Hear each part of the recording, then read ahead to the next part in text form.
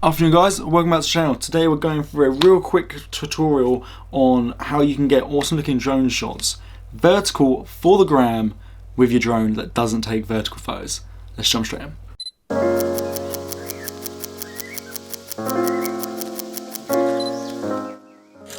So as I just said, today I'm going to take you through a really quick tip that I actually use quite a lot in my drone photography on how you can get vertical photos out of a drone, which obviously do better on Instagram because Instagram prefers portrait photos, and you get the whole, there's all this stuff behind it, like it covers more of the screen so you get more chance of liking and all that sort of stuff, but also just because they look better on the screen and they just look really cool because it's a unique technique getting portrait shots with drone photos, because obviously they're designed to take landscapes, and if you've got a drone like mine, I've got the Mavic Air, doesn't take portrait photos, you can only take landscape shots. So I'm going to take you through a really quick tip on how you can get that portrait shots using a drone in Lightroom.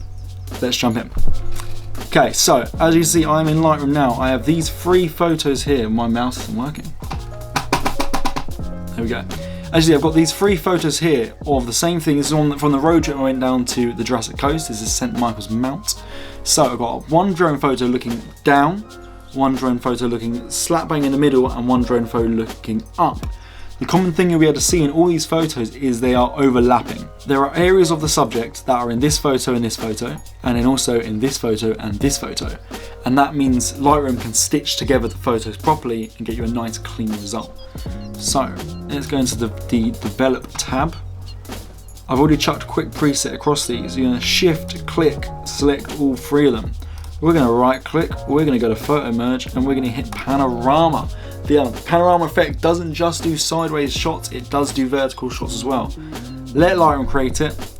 Then you get this pop-up box here, and then you've got 3 options that I can never say the names of. You've got perspective, cylindrical is what I'm going to settle on, don't know if that's right, and spherical, also don't know if it's right. Click through your options, have a look, see which ones play the best with the panorama merge. Usually I find perspective is usually the best with horizons on the sea because sometimes it starts to curve. But this one is but this wasn't a particularly wide angle lens, so they're all 3 of them are playing quite well. I'm thinking perspective looks the best. Make sure you've got the auto crop option ticked there, and you don't want auto settings because obviously you're going to do your own editing, but auto crop to make sure it crops it into the size, and hit merge. Let Lightroom do its thing. While Lightroom's doing its thing, go down below, drop a thumbs up on this video. It's an extra step that you need to do for this tutorial. No, I'm joking. But drop a thumbs up down below, it does massively help me out, and it'll push this to other people this will be relevant to. While you're down there, subscribe. Do tutorials, short films, vlogs, the lot. So, subscribe, join the channel. I'm trying to hit 100 subscribers by the end of the year, so help me hit that target. Anyway, Lightroom has now created your panorama, and that is your final result. Appears right there. Looking damn good. I love this photo. It's a weird one because the sun was coming in from the side, so it's created this kind of a weird sun glare effect over it. But it just looks cool. There's something about this photo that I just really like. And then just do your normal editing. I'm gonna adjust that. Let that auto rotate. Constraints image so you don't get any of the white crap over the sides. Aspect ratio 4:5 because we're doing this for the gram. Crop it as you wish. I actually think that's pretty good there, to be fair. Crop that, make any further adjustments that you want to make.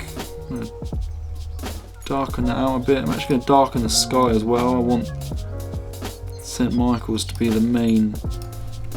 I want St. Michael's to be where your eyes are drawn. So if I darken that sky out a bit, your eyes are immediately drawn to the center of that image.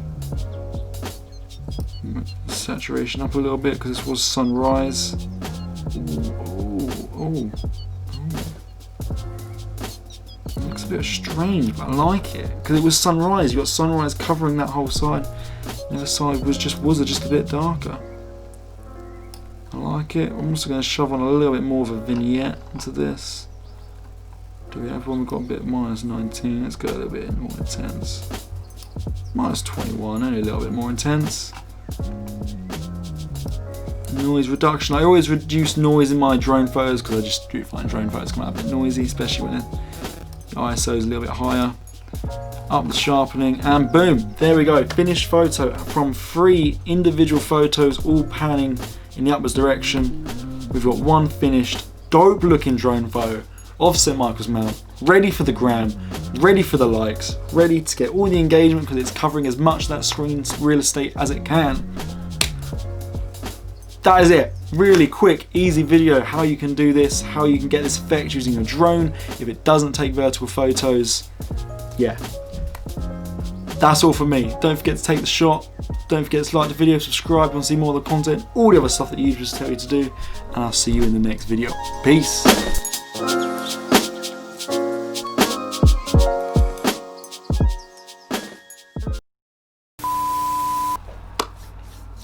Afternoon, welcome. Okay, I need to shut the window.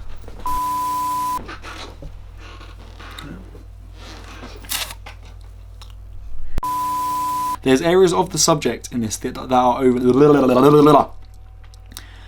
There are areas of the subject